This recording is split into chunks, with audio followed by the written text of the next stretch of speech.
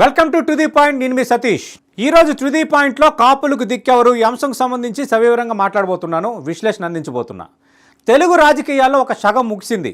అవును, 3 దశాబ్దాలుగా ప్రభుత్వాలను గడగడలాడించిన కాపు ఉద్యమ సేనాని ముద్రగడ పద్మనాభం కన్నుమూయడం కాపులకు ఎప్పటికీ తీరని లోటే.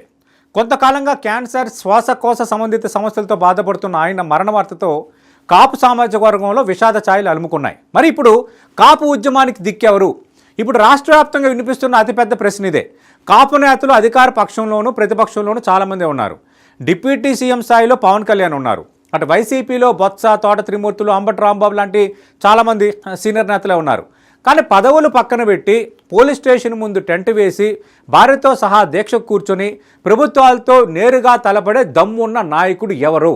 ఉద్యమం అంటే ప్రకటనలు కాదు, త్యాగం. ఆ త్యాగానికి ప్రతిరూపమే ముద్రగడ పద్మనాభం.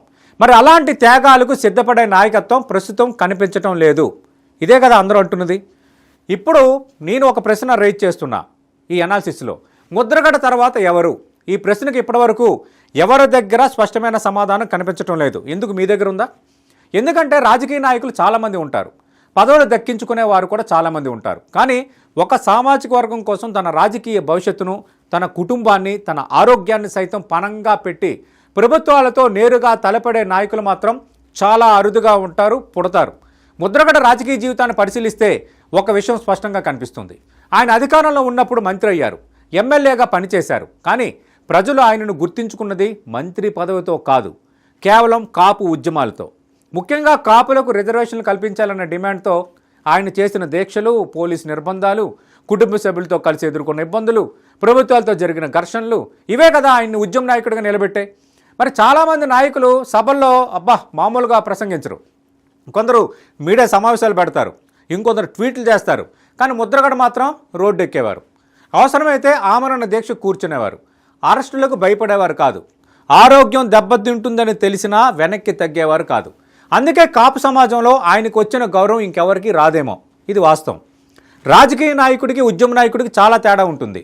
రాజకీయ నాయకుడు ఎన్నికల్లో పోటీ చేస్తాడు, పదవులు చేపడతాడు. కానీ ఉద్యమ నాయకుడు పదవుల కోసం కాదు, ఒక లక్ష్యం కోసం పోరాడతాడు. అవసరమైతే అధికారాన్నే ఎదిరిస్తాడు. ఈ విషయంలో దమ్మున్న నాయకుడు ముద్రగడ మాత్రమే.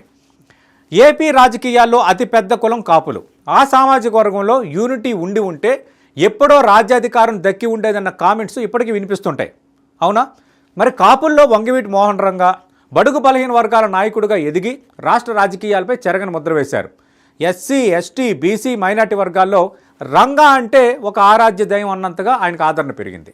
మరి ఆ రోజుల్లో ఏ రాజకీయ నాయకుడికి, ఏ సినీ హీరోకి లేని ఆదరణ రంగాకు ఉండేది వాస్తవం. అయితే కాబోయే ముఖ్యమంత్రి వంగవీటి మోహన రంగాయే అన్నంతగా ఆయన ప్రజాదరణ పెరిగిపోయిన తరుణంలో జరిగిన రంగా హత్యతో ఓ ప్రజానాయకుడిని తెలుగు ప్రజలు కోల్పోయినట్టయింది. ఆ తర్వాత దాదాపు 2 దశాబ్దాల తర్వాత వచ్చిన చిరంజీవిని రాజకీయాలు సంబంధించి జరిగిన పరిణామాలతో కొందరు ఆయన్ని వైదొలుగా చేశారు అని కొందరు అంటారు. అయితే మొండిగట్టం పవన్ కళ్యాణ్ పుష్కర కాలంగా జనసేన పెట్టి పోరాటం చేస్తున్నారు. పవన్ను సీఎంగా చూసుకుంటామని మెజార్టీ కాపు వర్గం ఆరాటపడుతోంది. అయితే ఇప్పుడు ముద్రగడ మరణంతో కేవలం నాయకత్వం గురించే కాదు, కాపు ఓటు బ్యాంక్ భవిష్యత్తుపై కూడా పెద్ద చర్చ మొదలైంది. పవన్ కళ్యాణ్ ఉప ముఖ్యమంత్రిగా బాధ్యతలు చేపట్టిన తర్వాత కాపు సమాజంలో ఒక వర్గం మనకు అధికారంలో ప్రాతినిధ్యం వచ్చిందనే భావంతో కూటమి వైపు మరింతగా మొగ్గు చూపింది. కానీ రాజకీయాల్లో శాశ్వత మిత్రులు ఉండరు, శాశ్వత శత్రువులు కూడా ఉండరు. అందుకే ఇప్పుడు వైఎస్ఆర్ కాంగ్రెస్ పార్టీ కూడా కాపు సామాజిక వర్గాన్ని మళ్ళీ దగ్గర చేసుకునే ప్రయత్నాలు వేగవంతం చేస్తోంది. గత కొద్ది నెలలుగా జిల్లాల వారీగా కాపు సమావేశాలు నిర్వహించడం, కాపు నాయకులతో ప్రత్యేక సమావేశాలు పెట్టడం, సామాజిక సమీకరణాలపై దృష్టి పెట్టడం, ఇవన్నీ అందులో భాగంగానే కనిపిస్తున్నాయి. అంతేకాదు ముద్రగడ పద్మనాభం వైఎస్ఆర్ కాంగ్రెస్ పార్టీలో చేరిన తర్వాత జగన్ ఆయనకి ఇచ్చిన ప్రాధాన్యత కూడా ఇప్పుడు మళ్ళీ చర్చకు వస్తోంది. ఆయనకు రాజకీయ గౌరవం ఇవ్వడం కాపు వర్గానికి సంకేతాలు పంపే ప్రయత్నంగా అప్పట్లో చాలామంది విశ్లేషించారు.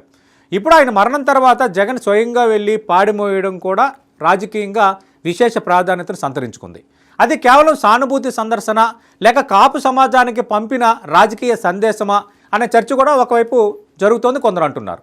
ఇక కాపు ఓటరు 2 దశాబ్దాలుగా ఒకే పార్టీకి కట్టుబడి ఉన్న సందర్భాలు చాలా తక్కువ, చరిత్ర ఇదే చెప్తోంది. పరిస్థితులను బట్టి, నాయకత్వం బట్టి, సమీకరణాలు బట్టి నిర్ణయాలు తీసుకుంటూ వస్తున్నారు. అదే కారణంగా ఈ సామాజిక వర్గం కోసం అన్ని ప్రధాన పార్టీలు పోటీ పడుతుంటాయి. ఇప్పుడు ఒకటే ప్రశ్న, ముద్రగడ లేని తర్వాత కాపు ఓటు ఎటు వెళ్తుంది? ప్రస్తుత పరిస్థితులు చూస్తే ఒకవైపు పవన్ కళ్యాణ్ నాయకత్వంలో జనసేన ఉంది. జనసేన కూటమిలో భాగస్వామి కాబట్టి జనసేనకు వచ్చే బలం కూటమికే బలం అవుతుంది.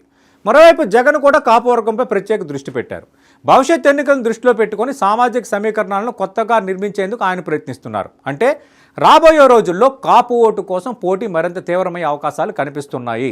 కానీ ఈ పోటీ కేవలం ఓట్ల కోసం మాత్రమే కాదు, నాయకత్వం కోసం కూడా. ఎందుకంటే ముద్రగడ వదిలి వెళ్ళిన ఖాళీని భర్తీ చేసే వ్యక్తి ఎవరైతే అవుతారో ఆయన ప్రభావం రాజకీయ సమీకరణాలపై కూడా ఉంటుంది. మరి ముద్రగడ స్థానాన్ని భర్తీ చేసేది ఎవరు? ఇప్పుడు ఈ ప్రశ్నకు సమాధానం దొరకాలి. అయితే ఇక్కడ మరో ప్రశ్న కూడా తలెత్తుతోంది. పవన్ కళ్యాణ్ ఈ ఖాళీని భర్తీ చేయగలరా? ఇదే సమయంలో వైఎస్ఆర్ కాంగ్రెస్ పార్టీ కూడా ఒక వ్యూహాత్మక సవాలును ఎదుర్కొంటోంది. ముద్రగడ లాంటి ఉద్యమ నాయకుడు లేని పరిస్థితుల్లో కాపు సమాజాన్ని ఎలా ఆకర్షిస్తారు? కేవలం కాపు నేతలతో సమావేశాలు నిర్వహిస్తే సరిపోతుందా, లేక కొత్త నాయకత్వాన్ని తయారు చేయాలా అనే ప్రశ్న ఆ పార్టీ ముందుంది. ఇప్పుడు మరోవైపు కూటమి ముందు కూడా సవాలే ఉంది. పవన్ కళ్యాణ్కు ఉన్న ప్రజాదరణను కాపాడుకుంటూనే ముద్రగడ తర్వాత ఏర్పడిన భావోద్వేగ ఖాళీని ఎలా నింపాలి, కాపు సమాజంలో ఉన్న అన్ని వర్గాలను ఎలా కలుపుకోవాలి అనేది కూటమి వ్యూహంలో కీలక అంశంగా మారే అవకాశం ఉంది. ఈ అంశాలలో ఎవరు పైచేయి సాధిస్తే కాపు వర్గం అటు మొగ్గు చూపే అవకాశం ఉందన్నది నా అంచనా. మరి ముద్రగడ పద్మనాభం జీవితం మనకు ఒక విషయాన్ని గుర్తు చేస్తుంది. రాజకీయాల్లో పదవులు శాశ్వతం కావు, అధికారం శాశ్వతం కాదు, కానీ ఉద్యమాలు మాత్రం చరిత్రలో నిలిచిపోతాయి. ఆయన ముఖ్యమంత్రి కాలేదు, దశాబ్దాల పాటు అధికారంలో లేరు. అయినా కాపు ఉద్యమం గురించి మాట్లాడిన ప్రతిసారి ముందుగా గుర్తొచ్చే పేరు ముద్రగడదే. అదే ఆయన సాధించిన గొప్ప విజయం అని చెప్పాలి. ఇకపై కాపుల కోసం రోడ్లు ఎక్కేది ఎవరు? ప్రభుత్వాలను ప్రశ్నించేది ఎవరు? కాపు హక్కుల కోసం పదవులను వదిలేసి మళ్ళీ అలాంటి నాయకులు మళ్ళీ కాపుల్లో పుడతారా? ఈ ప్రశ్నలకు ఇక కాలమే సమాధానం చెప్పాలి. ఎందుకంటే మధ్యలో పవన్ కళ్యాణ్ సంబంధించి అక్కడ మరికొందరికి ప్రాతినిధ్యం దక్కుతోంది, కాపులకు అనుకున్నంత ప్రయోజనాలు చేకూరట్లేదంటూ ఒక వర్గం బయలుదేరింది. ఆ మధ్యలో పవన్ కళ్యాణ్ కూడా జనసేన పార్టీ ఇది అందరి పార్టీ అని అన్నారు. మరి అలాంటి నేపథ్యంలో ఇప్పుడు ముద్రగడ మరణం తర్వాత కాపులు ఎటువైపు మల్లుతారు? ఇక మనకు పవనే దిక్కని అటువైపు ప్రయాణం చేస్తారా? కాపుకు సంబంధించి కాపు వర్గాన్ని ఆకర్షించే ప్రయత్నంలో వైఎస్ఆర్ కాంగ్రెస్ పార్టీ కూడా వ్యూహాలు కలుపుతుంది కాబట్టి అటు కూటమిపై ఉన్న అసంతృప్తి జగన్ పట్ల కాపుల విషయంలో సంతృప్తిగా మారుతుందా?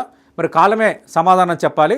ఒకటి మాత్రం నిజం, ఇక కాపు రిజర్వేషన్లు, కాపు కులం హక్కులు వీటన్నిటి కోసం పోరాడే ఒక బలమైన నాయకుడైతే లేడు. ఎవరేది చేసినా ఓటు బ్యాంక్ రాజకీయమే ఇప్పుడు మనం చూడబోతున్నాం. ఇది ఇవాల్టి to the point. This is Satish signing off.